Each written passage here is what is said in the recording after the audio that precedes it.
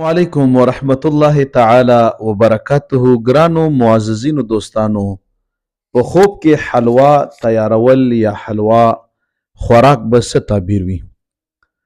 علامه جعفر صادق رحمت الله تعالی علیه فرمایي چې په خوب کې حلوا چې دا ډیر تعبیرات لري.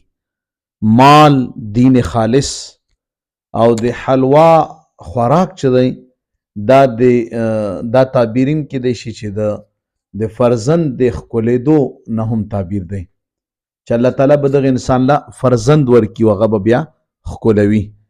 او د میوو نه ډکه حلوا چې دا ډېر ښه تعبیر لري.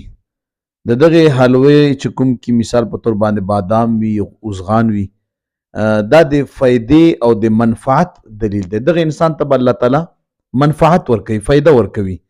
او حضرت جابر مغربي رحمت الله علیه فرمایلی دي چې په خوب کې حلوا جوړول دلیل دی چې دته به هماغومره مال، حال، روزي ملاویږي.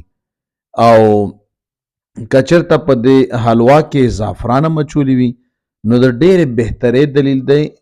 او که یو انسان د حلوا خرڅوي نو د مطلب دی چې دغه انسان د زبان چې دا ډېر شیرین زبان دی. الله تبارک وتعالی دله ډېر شیرین زبان ورکړی.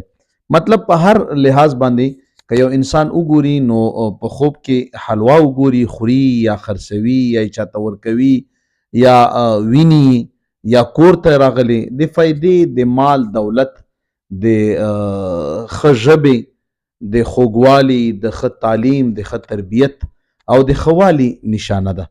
نو داسې خوب چې څوک هم ویني یقیني ډېر کامیاب او زبردست خوب دی. الله مو خوشحاله کا. جزاکم الله.